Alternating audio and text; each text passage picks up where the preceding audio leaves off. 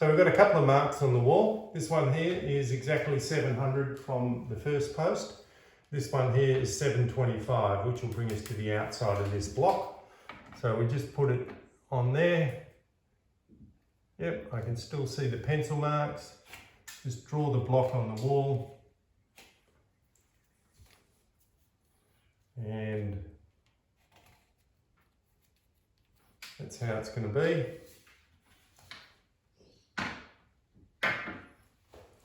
Next, the block itself.